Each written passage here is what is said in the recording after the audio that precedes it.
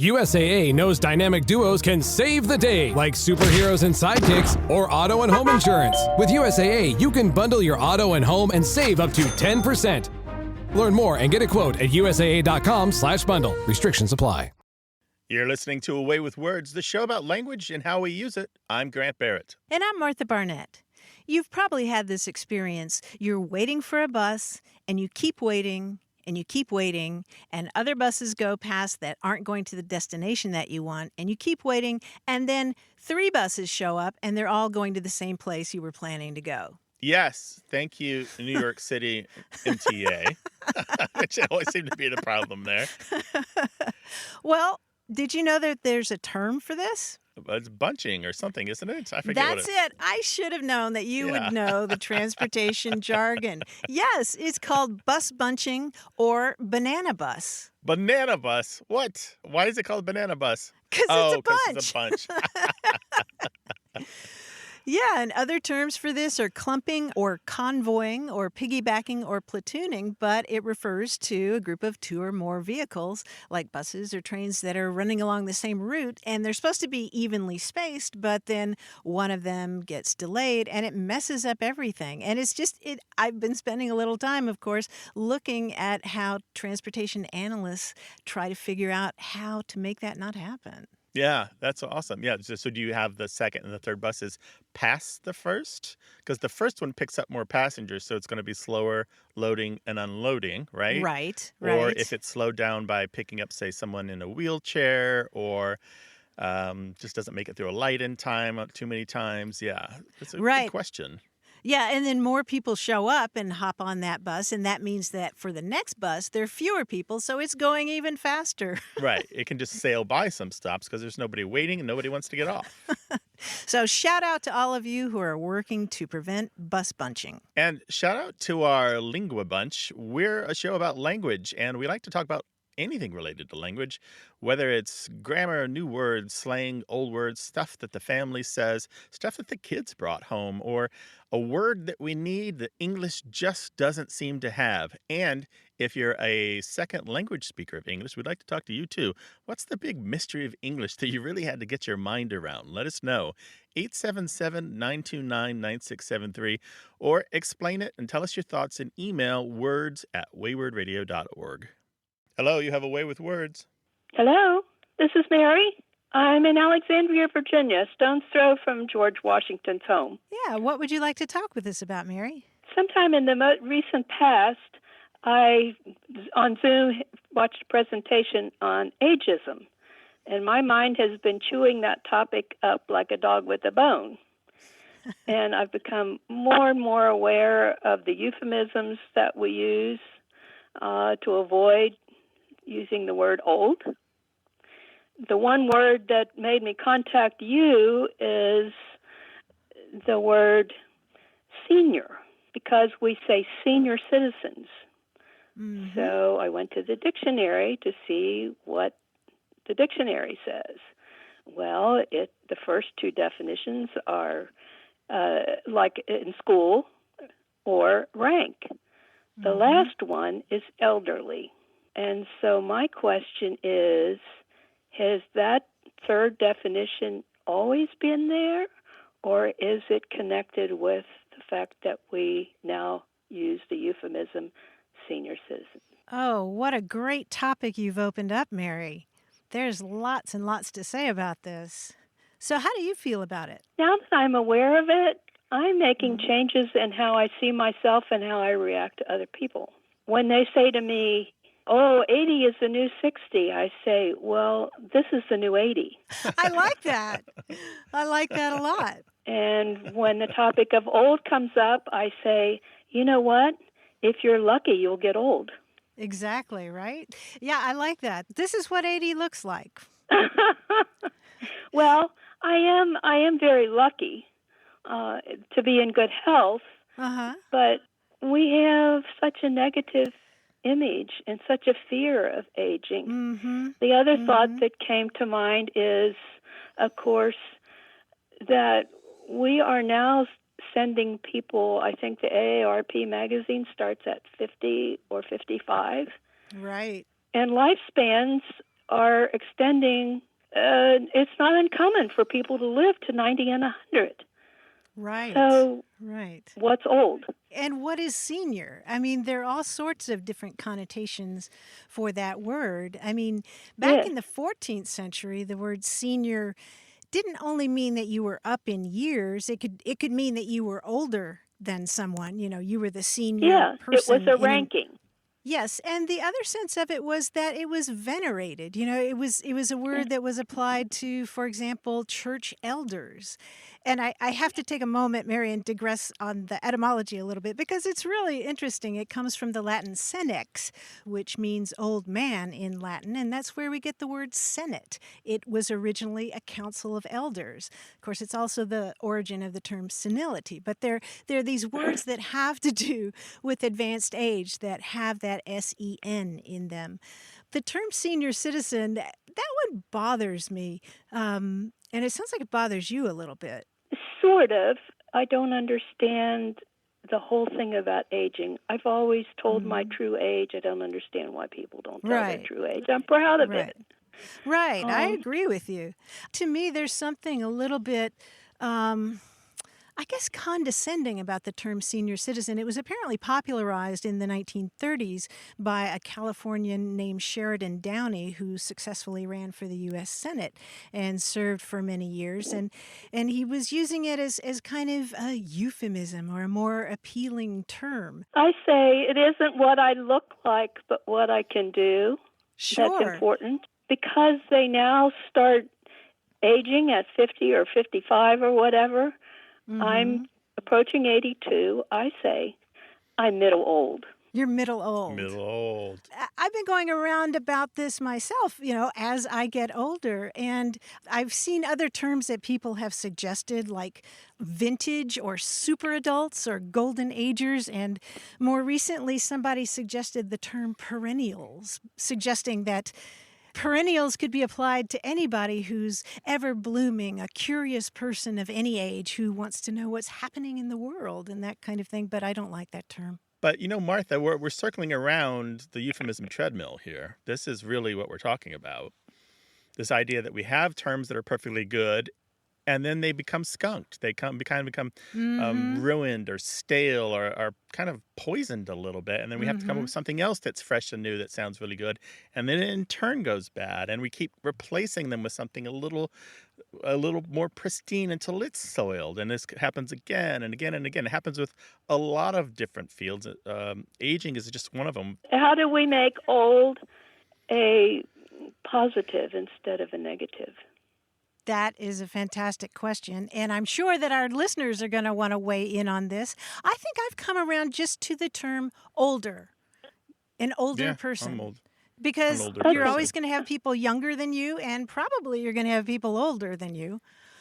You have raised a fantastic topic, Mary, and I'm sure we're going to hear lots and lots about this. People want to weigh in Absolutely. on this, and we're going to hear about it. So thank you for raising the topic, Mary. We appreciate it. Thank you very much for having me. Okay. Take care now. Bye-bye. Thanks, Mary. Be well. 877-929-9673. Email words@waywardradio.org.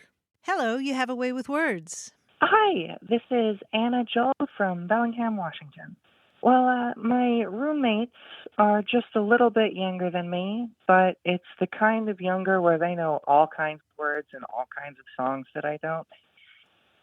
And sometimes they think this is so funny that they won't tell me what they mean by words. And there's one that's been driving me crazy lately because it seems to mean opposites. They've been saying bet to about everything. B-E-T, bet. B-E-T, like what you do at the blackjack table. Okay, so in what context would they say this? Can you give us an example? It seems to mostly mean I believe you and I don't believe you. I say, I'm going to see if I can finish the whole album today. They say bet. And they never say it quiet. It's always pushed a little bit. Oh, okay. And do they say it like a question? Are you raising your voice at the end of that? Bet? Is it like that? You know, it does have that tone scoop, but I think it's more of a challenge than a question. Oh. Oh, That's just how it feels. it really has something of a vogue in the last 5 to 10 years. But about bet used this way. Sometimes it's just a single word. Sometimes it's duplicated or even triplicated as bet, bet, or bet, bet, bet. And often it is used to mean sure or yes, okay, good, cool. And it's used in exactly that way. It's kind of an affirmative statement after somebody else says something. But it's at least 30 years old. So these young folks who are Oh, gatekeeping no, you man. are using old people slang. And you can tell them I said that. I will. I will. It probably started among African Wow. American youth about 30 years ago or more, and it quickly spread to African American college students, to all college students. And it's had a gradual rise ever since, and it's really stayed kind of under the surface again into the last 5 or 10 years when it just kind of exploded. And it's probably simply a shortening of "you bet," which is a lot older. And it's very American slang. You're just not really going to find this in much of the rest of the English-speaking world, this particular use of bet in this way. Yeah, so But my sense would be that you would say, do you want to go get a coffee? And I say, bet, meaning, Yeah. yes, I really want to go. But it sounds like your roommates are using it in a sarcastic way Yeah, or challenging it you a feels little bit. like the person saying bet isn't really exerting effort anywhere else. They're just sitting in their nice chair saying bet, watching me do my thing. Yeah, they're rolling it. It's going to be so played out so fast. So that's the problem when you use slang too much. It dies a quick death. So just know that this fad will pass quickly, and you just won't have to put up with it. It'll be something new and annoying after this. Finally, some good news. Yeah, Anna, I hope this helped somewhat, but you just tell them that is 30-year-old slang. The linguist and lexicographer Connie Ebley recorded bet used this way among her college students at the University of North Carolina, Chapel Hill in 1991. So, and that just Really? means that she recorded it there. So it's certainly older than that. So great to talk to you both. Great talking to you, too. Bye-bye. All righty. Bye-bye.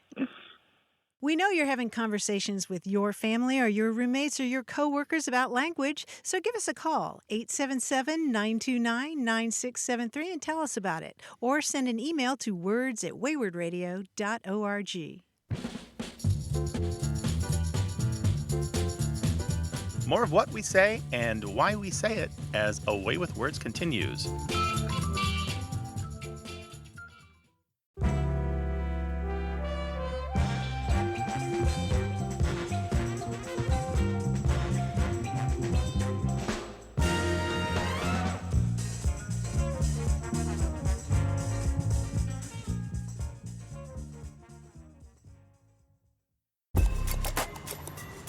New Vitamin Water Zero Sugar Pineapple Passion Fruit is packed with vitamins, just like the amount of peas we packed in that sentence. It's packed like your tote bag, the one you stole from your ex, or your overpriced half a studio apartment, or extra rushed rush hour traffic. Packed like your calendar, triple booked at 5, of course. Grab a vitamin water. Did we mention it's packed with vitamins?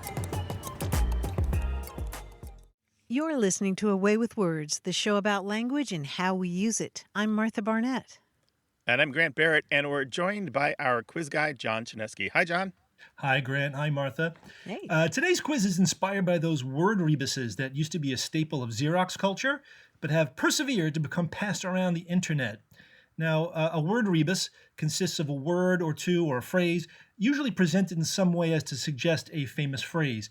For example, you might see a square, and next to it the word think, and the answer to that word rebus would be, do you know what that is? Think outside the box. Yes, exactly. Think outside the Oh. box. Simple little visual little thing. But we're going to do it on the radio. This quiz is special in that it only uses parts of words. I'll describe the letters you see and some blanks, but they will always illustrate only part of a word. Now, since you can't see the rebus, I'll give you a hint as well. For example, if the hint is a part of a football game, and the rebus is T-I blank blank, the answer would be halftime. Got it? Oh, Lord. Okay. Yeah, Okay. you can get this. You might need a pencil for some of these, but I think you can do them in your head. Let's try. Here's a prediction in the newspaper. CLOU blank blank. CLOU blank blank. Clouds? Partly Clouds. cloudy. Partly cloudy, yes. I would also have accepted mostly cloudy since it is 4 of the Oh. 6 letters. Yeah, very good. Now, they're big, but not active. Blank ILEN blank. I-L-E-N. Blank. They're Silent majority. Yes, Oh, exactly. wow. ILEN Wow, is a wow, good. majority of the word silent. Very good. These are often found in a dictionary. Blank P, blank E, blank H. Oh, Parts of parts. speech. Parts of speech. Yes, parts of speech. Good. This is a topic of discussion at a salon. S blank blank blank T.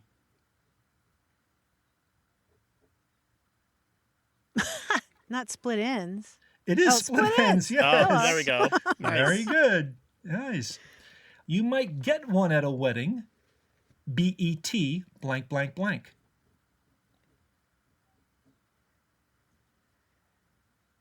Better offer.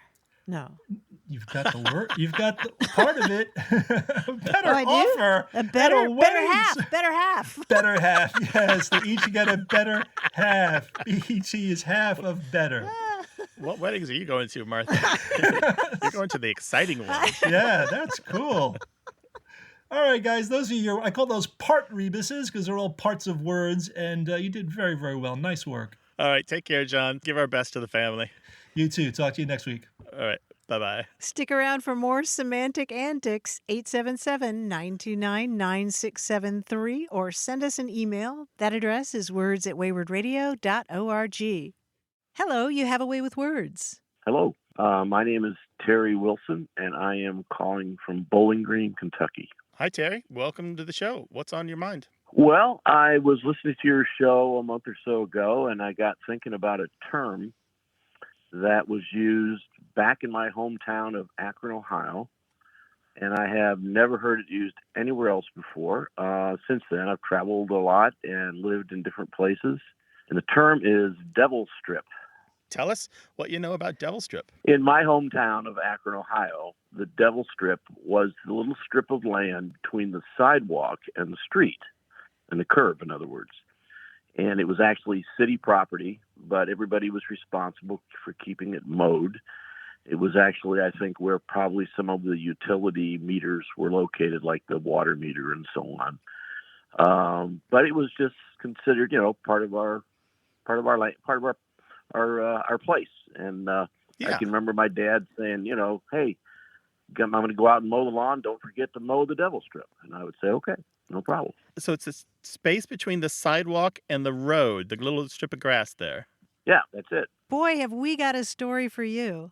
There's a reason that this is famous among people who study American dialects and American regionalisms. It's because this term is currently only used in Akron, Ohio.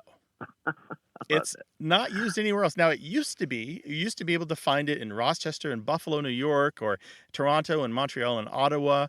But for some reason, it only seemed to last in Ohio. But the reason this is famous among people studying American dialects is there's a forensic linguist by the name of Roger Shy. And there was this well-known kidnapping case where the police came to him with a note that a kidnapper had given them, a ransom note. And the note said, "No cops, come alone." And the cops was spelled with a K. And then it said, "Put it in the green trash can," and can is spelled with a K, "on the devil strip at the corner of 18th and Carlson." And so Roger Shy, he says, "Is one of your suspects an educated man born in Akron, Ohio?" And the cops were amazed. And Roger said first, nobody would actually spell cop and can with a K, even if they were poorly educated. So it's clearly somebody who's well-educated trying to look uneducated. And second, devil strip is only used in Akron, Ohio currently. Other places Wow. call it things like a sidewalk buffer or the tree lawn, or Yeah. have no name for it at all. And so they solved the case because only one person that they were considering as a suspect was from Akron, Ohio. Wow. That is cool. That's Yeah. great. Well, the only other time I've ever had anybody say anything about it, and it was really a different strip, was that they said back in the late 1800s when there were streetcars, that they often called the little strip of land between the streetcars that were going one direction or the other that, because Yes. basically it was a very dangerous place to be. That is exactly right. You're talking about when you have two sets of streetcar tracks going in opposite directions, Right. and there's like this strip of surface between them, and people might want to walk or bicycle there. But if you get caught there, you might get caught between two streetcars going in opposite directions. And if you're a little wider than the space allowed by those streetcars overhanging their tracks, you're going to get crushed. And actually, if you look in old newspapers, you will find stories of people being killed or severely injured by walking on the devil strip between streetcars. Wow.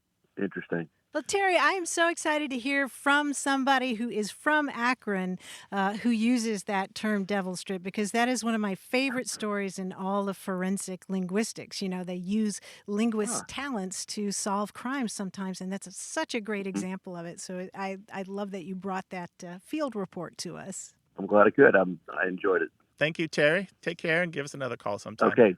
All right. Bye-bye. Thanks so much. I appreciate it. Bye-bye. Bye, Terry. 877-929-9673.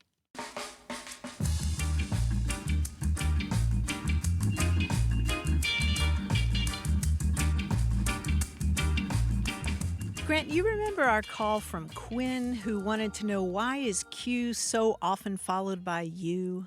Yes, Quinn, who was 5 3/4 years old and was very adorable, had a great question. Yes.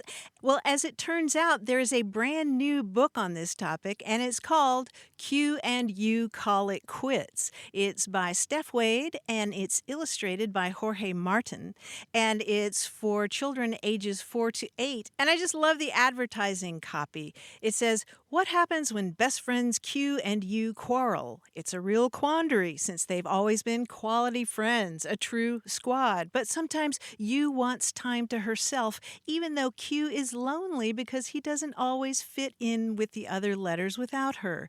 When the rest of the alphabet notices the split, they decide to do the same, and utter chaos ensues. Can Q and U come together to quell the mayhem and help the letters repair their friendships?" You got to read this book. Yeah, no question. Very good. It's actually from the Quill Tree imprint of HarperCollins. Lovely. What's the title again, Martha? Q and You Call It Quits. I hope somebody gives that book to Quinn. Fantastic. Send us your book recommendations and we'll take a peek. words@waywordradio.org. Hello, you have a way with words. Hi, this is Bhavika. I'm calling from San Diego. Bhavika, welcome to the show. How can we help you? Hi, my question is about a phrase that I heard in a class. The phrase is too clever by half. Now, that phrase, I hadn't heard it before, but I've heard the Gujarati version, which is the language we speak at home. It's dodai, which basically means 1.5 times clever. So I was wondering how it works, whether it was originated in England or in India, and what the roots of that phrase are. Oh, okay. And what is your sense of what that expression means? How would you use it? Yeah, so my family uses it to tease me. They say I'm dodai. I'm a little bit too clever. So if I'm saying something, maybe saying something with a smart mouth, then they tease me for it. So it's not necessarily a good thing. Yeah. So you're more clever than you are prudent, maybe. I think that's about right. Yeah, that's a good question. So which language did it start in? I'm happy to hear that it's in another language. I wouldn't know for sure that it started in English, but I suspect that it did start in English because I don't know of it in any other language except for now these two. And it has been in English in some form or another. This particular part of it, the by half, for about 400 years. So the too clever by half is just one iteration of it. So by half can mean a lot or considerably, and it's not necessarily negatively. So as far back as the 1600s, we can find print examples of fairer by half, meaning prettier by half, meaning too pretty or very pretty. And then we see by the 1830s people being described as too clever by half.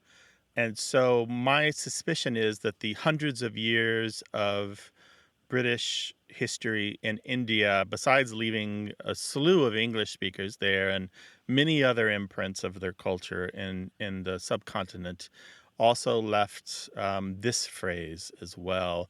And then it was borrowed into Gujarati so that some of the 50 million speakers of the language use it. That's my suspicion. Hard to know. I don't have any etymological dictionaries of that language, nor do I speak it. So that's my guess, because the imprint of English in the subcontinent is deep and vast and quirky even. Wow, thank you. And how do you spell the word that you were using? Dodai. So it's difficult because in English there is only one letter D, but in Gujarati there is 4 ways to pronounce the letter D, and this one uses 3 of them. So dodai. That's 3 different D letters. Ah, I see. Oh, Okay. interesting. And it means literally what again? So dod means 1.5, and dai is like Ah. clever or good. So my question is, what are you doing in your family when they call you too clever by half? You have a quick wit or a smart mouth, or you just get yourself into trouble that you can't get yourself out of? Yeah, I think it's quick wit, smart mouth. If, for example, if somebody says something to me and my response is very quick, and then it's like, oh, you're being dodai. So it's not used, it's used endearingly and lovingly, but it's not necessarily a good thing. Yeah, that's how it is in English too. Well, thank you so much for calling and sharing that information. It was a delight to talk with you, Babika. Take Thank care. you. All right. You too. Bye-bye. Well, we love hearing from listeners who speak more than one language. We'd love to hear your thoughts about English or your own native tongue. So give us a call, 877-929-9673, or tell us what you've observed in email. That address is words@waywardradio.org. Hello, you have a way with words. Hey guys, my name is Logan Weber. I'm calling from Greenville, North Carolina. Hi, Logan. Welcome to the show. Hey, Logan, what's up? I have a question about a phrase I grew up hearing, scooter-toot. Scooter-toot, is that a noun or a verb? I've heard it in both ways, actually. So basically in usage, I would hear like, so what did you do today? Oh, I went scooter-tooting. Or I did some scooter-tooting today. So mostly as a verb, I guess. Okay. So if you're scooter-tooting, what are you doing? So in how I understood it, it's kind of just like going around town, doing errands, kind of just piddling around, just driving around town, I guess. Mm-hmm. Who's saying this? Well, my mother actually was the one I heard it the most from. I guess it would be like my mom and my grandma on my mom's side. So they weren't necessarily on a scooter riding around.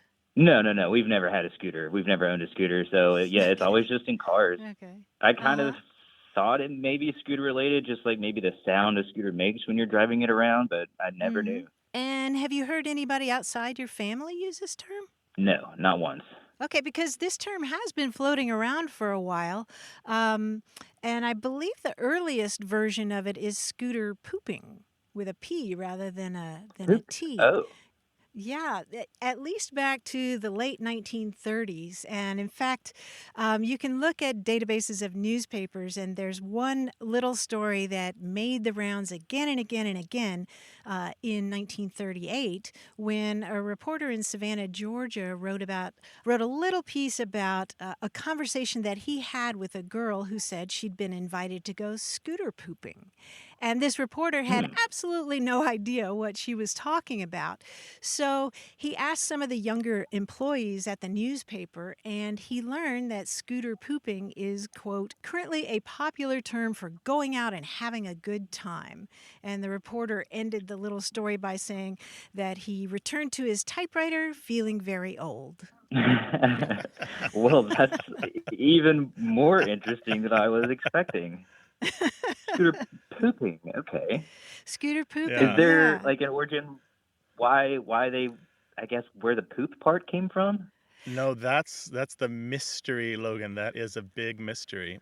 We've got theories, though, Oh, don't we, wow. Martha? Yeah, I mean, part of it is just the fun of the rhyme, I think, scooter pooping. But it could be just, tooting around, tooling around. It's just the idea that you're not really making a lot of progress. You're just, putt-putting from place to place. Yeah, and scooter is an Right. old slang term for automobile, so it could have had to do with that. But we've Ah. gotten calls over the years about this.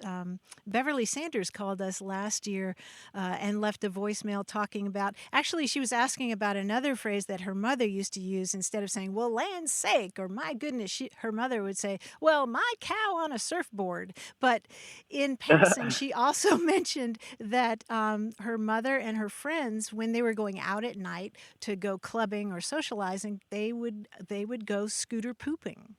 I'm not Yeah, sure and she where said she that was was from. around the 1950s. Mm-hmm. We also heard from Rachel Waters from Wilmore, Kentucky, and she knew it as Scooty poopin', which she learned from her former Kentucky in-laws. We also heard from Kelly Gilliam in Yorktown, Virginia, Lindsey Green from Arizona, and Dee Morton in Texas, who all knew some form of the term. So it's gotten out there. It's still in use here and there, and people still know it. There's a lot of scooter pooping Wow, going on okay. out there. So it's national. Okay. Yeah, it does seem to be associated mainly Southern, though. It does seem to be mainly Yeah, Southern. And yeah. interestingly, the earliest use we found in print is attributed to a boy in North Carolina in 1937, which is where you are now. So I don't know that there's a North Carolina connection, but it was just an interesting coincidence. Yeah, that is actually, way more interesting than I was suspecting. Well, Logan, we're really glad you called. Happy scooter pooping. Yeah. Thank you so much. You too, guys. Thank you so much. All right. Take care. Thanks, Bye-bye. Logan. Bye-bye. Bye-bye. Children, this is the line to call when your parents say something mystifying. When your parents pull out that old rusty lingo, the dusty stuff that you just can't make out, give us a call. We'll try to explain it. 877-929-9673. And parents, when the kids come home from school with that shiny new glittery chrome slang, well, we'll try to puzzle that out too. Let us know, words@waywardradio.org. This show's about language seen through family, history, and culture. Stay tuned for more of A Way with Words.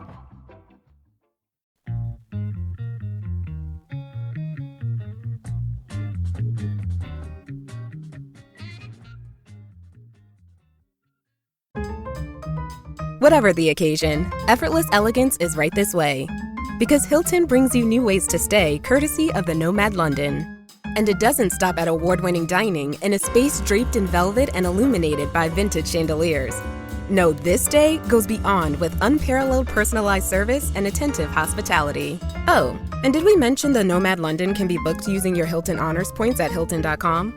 Hilton, for the stay. You're listening to A Way with Words, the show about language and how we use it. I'm Grant Barrett. And I'm Martha Barnett.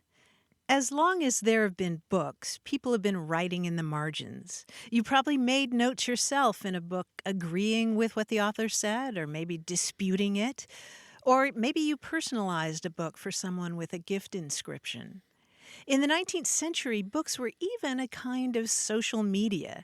They were especially popular as gifts because they were cheap enough now to be owned by the middle class, but they were enough of an investment that people hung on to them for their whole lives, and families tended to pass them down from one generation to the next. In fact, books were considered so precious that eventually many of them ended up being donated to libraries. But this means that increasingly libraries face the challenge of deciding which books to clear out and digitize to make room for more. And there's a really cool project that began at the University of Virginia using a cadre of researchers and volunteers to seek out what they call this shadow archive of history. This effort has now spread to other colleges and universities, and it's described in the new book called Book Traces, 19th Century Readers and the Future of the Library. It's by Andrew Stauffer, who's an associate professor of English at the University of Virginia. And I love this example. He describes a volume of poetry that they found. And it has a penciled inscription above one of the poems saying that it was read to a woman who died in childbirth. A short time before she died, the woman had asked her mother to read that poem to her, and a family member later noted that in pencil on the page above the poem. They even pasted the woman's newspaper obit in the front of that anthology and attached a flower. And Grant, it's a touching window into both the role of poetry and the role of books in the lives of 19th century Americans. And there are lots of examples like that in the book, and it makes you wonder what's out there on the shelves just waiting to be discovered and what we're losing in the process of what they call deaccessioning volumes. Oh, I have so much to say about this. Oh, good.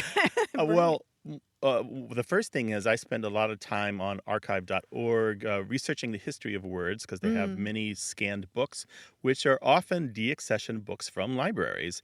And you will often find that these books at one point were gifts from person A to person B. So there'll be an inscription in the front.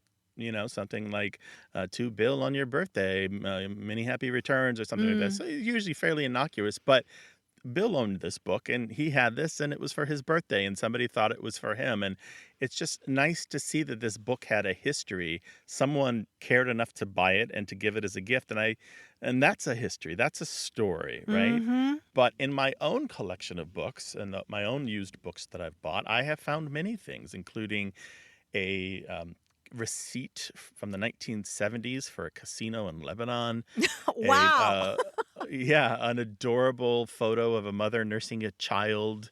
A letter. I bought a book of part of an estate sale for a lexicographer well known in my industry. And I found a letter that she'd written to another lexicographer about a third lexicographer in which she described him in unkind terms. And apparently Oh, wow. he was something of a rascal. Somebody's story and somebody's life is opened up to me when I find stuff in books. Right. This reminds me of when I was a little kid and I checked out of our church library a copy of Little Women. And I got about halfway through and I hadn't realized that someone had pressed 4-leaf clovers into the pages after the halfway point. Grant, when I saw the first one, it just took my breath away.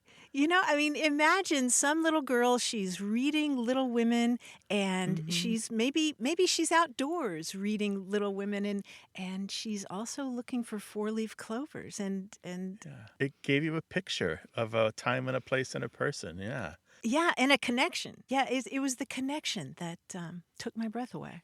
What's the most curious thing that you found in a book? Share what you found with us so we can share it with the world. 877-929-9673. And share your used book discoveries with us in email to words@waywardradio.org. And if you've got pictures, we'd love to see them. Put them on Twitter at WAYWORD. Hi there, you have a way with words.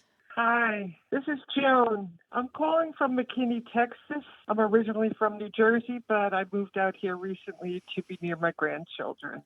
What's on your mind? I've always had an interest in the origin of words. I decided to suggest a word that's really been on my mind for a long time, and it's the word knucklehead. Knucklehead. Do you call people knuckleheads? Like your grandkids? No, I don't. No. Do people call you knucklehead? No. Okay. The first thing I thought about was a ventriloquist and a dummy. That's what it reminded me of, like a dummy. And then my mind went to the Twilight Zone because they had dummies on that series a lot, and they were really scary. As a kid, can be, you yeah. know. I hadn't thought of that, but you're not far off from why we call people knuckleheads. And it's the same reason we might call people a bonehead or a blockhead. The idea behind all three of these words is that there's no room for brains. All that's up there is wood if you're a blockhead, or bone if you're a bonehead, or knuckle if you're a knucklehead. It's just knuckle all the way through. No brains. Yeah. It just kind of means you're a dope. You're dum-dum. It's not nice, but I think knucklehead is said with a lot of humor these days. I think it's a very mild d- deprecation, a very mild insult. You might look at somebody who is trying to, let's say, put a grocery cart back and not really getting it in the slot very well, and they keep trying and say, Uh-huh. "Oh, look at this knucklehead! What is he doing?" It's just kind of a good-natured insult, I think. I wasn't sure. I was on the fence whether or not it was good natured or if it was really disparaging, but I'm glad to hear that.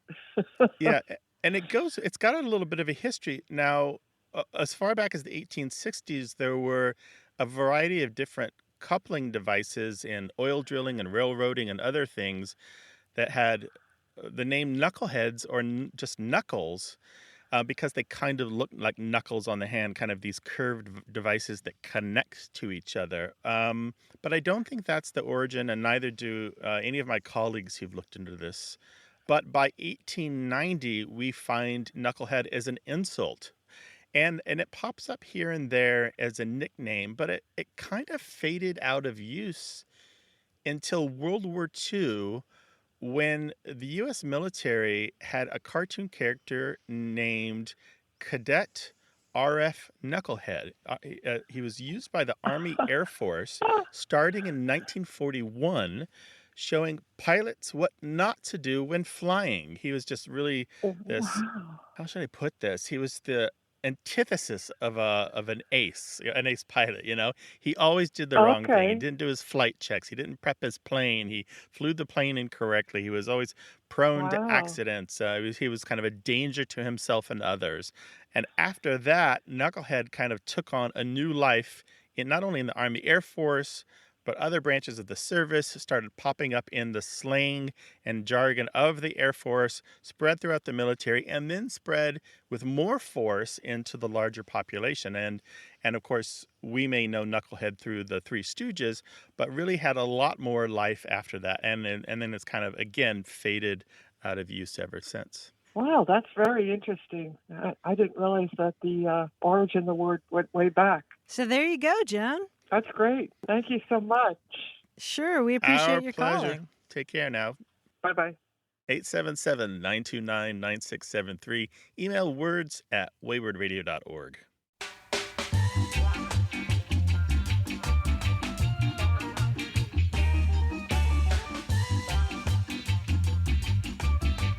We heard from Eric Soreski in Scranton, Pennsylvania. He writes, "When I was a 5-year-old kindergartner who loved science and electricity, you can imagine how excited I was when the teacher called all of us to line up because we're going to the laboratory. After a short walk from the classroom, we arrived at the lavatory. I think I'm still disappointed to this day." Oh, poor thing. Poor kid. 877-929-9673. Hello, you have a way with words. Hi, Martha. This is John. I'm calling from the Chicagoland area. What's Hi, up? John. Welcome to the show. What can we do for you? Well, a couple weeks ago, I posted a phrase that I heard when I was a kid, and when we were hanging out, we were all talking, and one kid said, "You're selling me wolf tickets."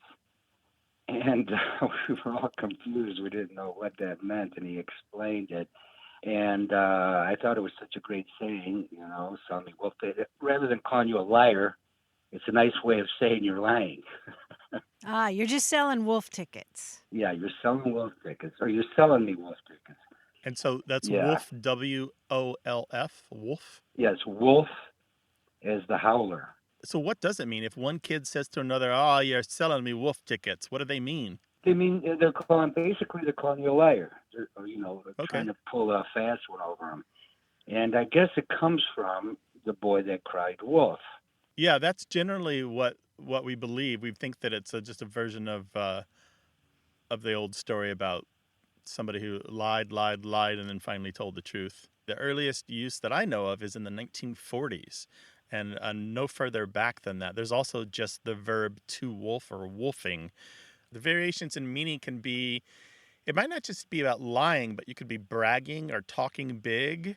And there also could be the idea of challenging someone or stepping to, like you're kind of mean mugging them or like showing how tough you are, but maybe you're not really down to battle. You're just making yourself known, kind of claiming and owning your space, Sometimes it's spelled woof, W-O-O-F, because it's one of these terms that's primarily transmitted orally. And so the L kind of disappears. It sounds like woof instead of wolf. And it's got a strong association with Black Americans. African Americans tend to use this, and it pops up again and again and again in books of African American English and slang collections. There's also the idea of buying wolf tickets, which is somebody is threatening you when you believe them. And that's kind of a problem because a lot of times this is just about show. You're not being earnestly tough. You're not really wanting to fight. You're just kind of showing off a little bit. Wow, that's really interesting. Thank you both, and have fun. Enjoy the day. All right, Thanks, take John. care. Be well. Take care. Okay, bye-bye. Well, the great thing is we have a lot of listeners, young and old, who can tell us about their slang. Whether you're 14 or 84, call us and let us know about your slang, your language, the way you speak now and the way you spoke then. 877-929-9673. Email words@waywardradio.org. Hello, you have a way with words. Hi, my name is Dawn Davis from Evansville, Indiana. Hi, Dawn. Welcome to the show. Hey, Dawn. Thank you. What's up? Back in March, my son and I, my 16-year-old and I, went to get our vaccine, our COVID vaccine, and one of the ladies, there was a guy and a girl, one of the ladies made a mistake, and she said, "Oh, fiddlesticks." And so her coworker said, "Why do you always say that whenever you make a mistake?" And she said, "Well, that's the first thing that comes up, and I've always said it." He said, "Where did it come from?" She said, "I don't know." And so I said, "That would be a great word for one of my favorite shows, A Way with Words." And she said, "Yes, absolutely. Just let me know where it comes from and where it originated." Because she said, "I have no idea." So, fantastic. Fiddlesticks. I can just see it. Yep. It's a polite way of cursing, a polite swear, right? Yes. Yeah. I appreciate it because my 16-year-old was there. So. Well, that one is pretty straightforward, Don. You can tell them that that it just goes back to the 17th century, meaning nonsense, and it just has to do with the bow on a fiddle. When you're playing a fiddle and you have that really long, thin bow, and it's kind of insubstantial.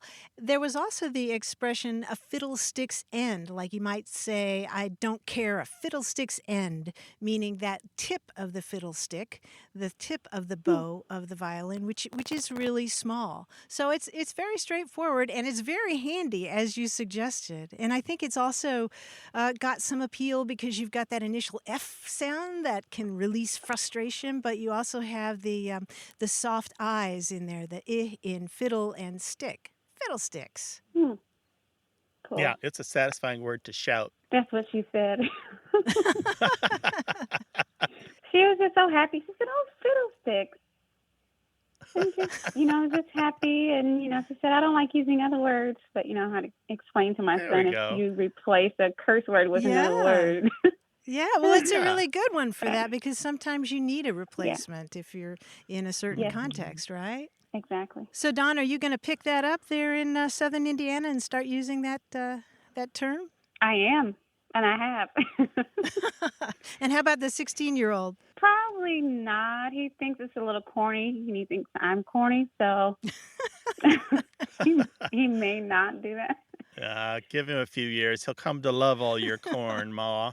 He'll come to think of everything you do as charming. Just give him a few years. Yeah. Well, thank all right. you so Take care much. of yourself and be well, all right? Yeah, thanks for sharing that will. story. Bye-bye. Thank you so much. Bye. Thanks, Don. Bye-bye.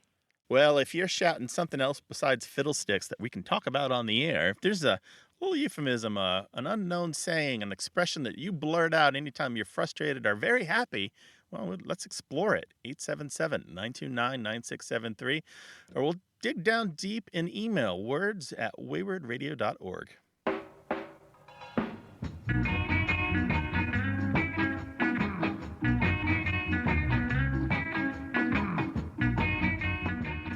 learned something interesting about the word passenger the other day. Back in the 1300s, the word passenger referred specifically to the pilot of a ferry, a boat that's going back and forth over a body of water. And the original word was passenger, someone who travels along a passage on a boat or ship. And then in the 1400s, it was also applied to a person who passes by or through a place, somebody who's a traveler. And then that word passenger acquired what linguists call an intrusive N, or the parasitic N. So it went from passenger, that is someone making a passage.